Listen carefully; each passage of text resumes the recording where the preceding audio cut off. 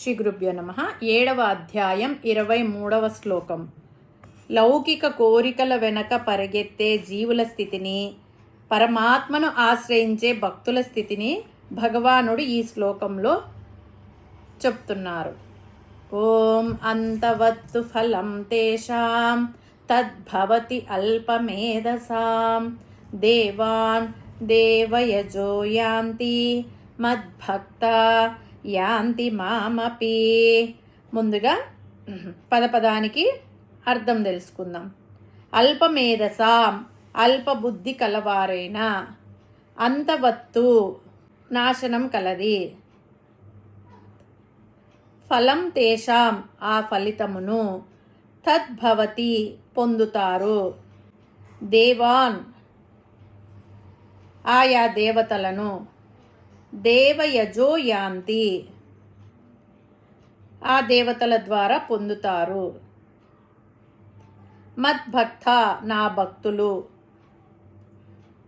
యాంతి చేరుకుంటారు, మామపి నన్నే చేరుకుంటారు. ముందుగా తాత్పర్యం తెలుసుకుందాము. వివేకం లేనివారు, అల్పమైన బుద్ధి కలవారు కోరికల కోసం, తాత్కాలికమైన సుఖాల కోసము దేవతలను ఆరాధిస్తారు. వారి ద్వారా లభించే ఫలితాలను పొందుతారు. ఆ ఫలితాలు కూడా తాత్కాలికమైనవి, నశించిపోయేవి. అలా కాకుండా నిరాకారుడు, నిర్గుణుడు అయిన పరమాత్మనే అనన్య భక్తితో కొలిచే భక్తులు శాశ్వతమైన ఫలితాలను, శాంతిని పొందుతారు. తుదకు నాలోనే ఐక్యమవుతారు. ఈ శ్లోకంలో పరమాత్మ చిన్న విశ్లేషణ ఇస్తున్నాడు. మానవులు వివిధ దేవతలను ఆరాధించి ఆయా కోరికలు తీర్చుకుంటారు కదా. ఆయా కోరికలను పరమాత్మ ఆయా దేవతల ద్వారా తీరుస్తాడు అని చెప్పుకున్నాం కదా. కానీ మనం కోరే కోరికలు, పరమాత్మ ఇచ్చే ఫలితాలు అన్నీ ప్రాపంచికమైనవి, తాత్కాలికమైనవే. ప్రాపంచికమైన కోరికలు, వాటి ఫలితాలు పూర్తిగా నిలిచేవి కాదు. ఈనాడు ఒక కోరిక కోరుతాం, అది తీరగానే మరొక దేవత, మరొక కోరిక, అవి తీరగానే మరొక దేవత. ఇలా కోరికలు కోరుతూనే ఉంటాము. ఆ కోరికలు తీరుతూనే ఉంటాయి. మానవుడు ఇంకా ఇంకా కోరుతూనే ఉంటాడు. ఎందుకంటే మనిషికి తృప్తి లేదు, ఉండదు తృప్తి. పైగా ఫలితములు తాత్కాలికములు నశించిపోతాయి కాబట్టి కోరుతూనే ఉంటాడు. అంతేకాని ఇక్కడ ఇతర దేవతలను తక్కువ చేయడం కృష్ణ పరమాత్మ ఉద్దేశం కాదు. మరొక విషయం ఏమిటంటే, ఈ కోరికలు మనకు బంధనాలను కలిగిస్తాయి. ప్రపంచంలో ఏ వస్తువు కానీ, ఏ వ్యక్తి కానీ, అతడు ఎంతటి ఇంద్రుడైనా చంద్రుడైనా వారందరూ దృశ్య వర్గంలోనే చేరుతారు. కాబట్టి కాలక్రమాన నశించిపోతారు.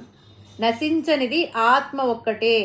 ఈ ప్రపంచమున ఏకైక అవినాశ వస్తువు ఆత్మ.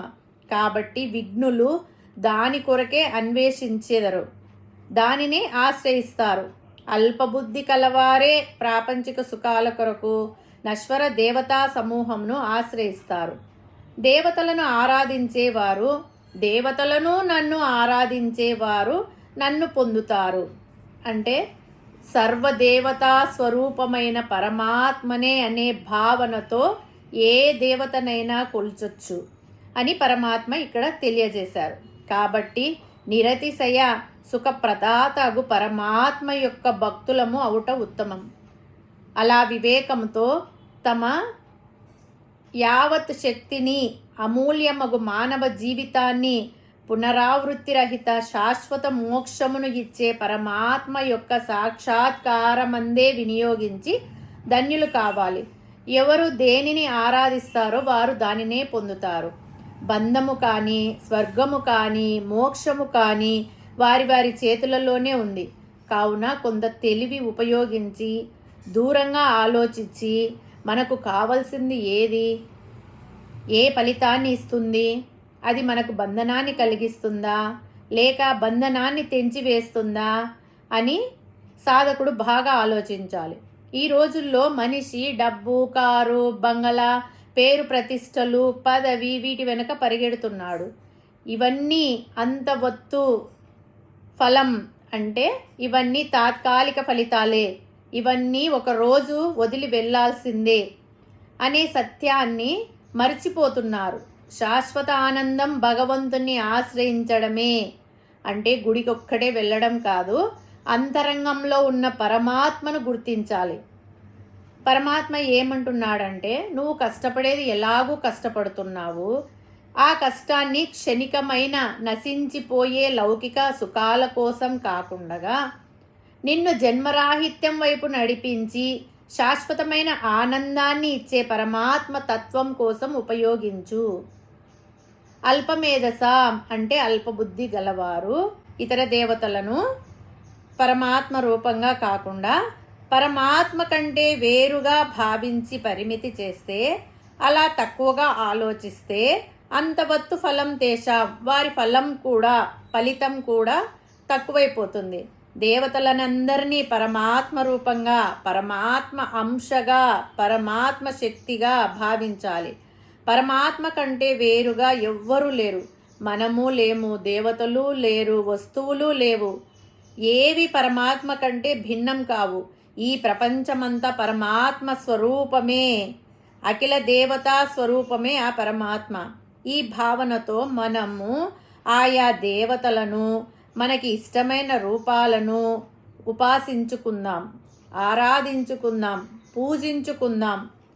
భక్తితో ప్రార్థించుకుంటూనే క్రమక్రమంగా మన కోరికలు తీర్చుకుంటూనే కోరికలు లేని స్థితిని పరమాత్మ వైపుగా వెళ్ళే ప్రయత్నం చేద్దాం. హరి ఓం తత్సత్.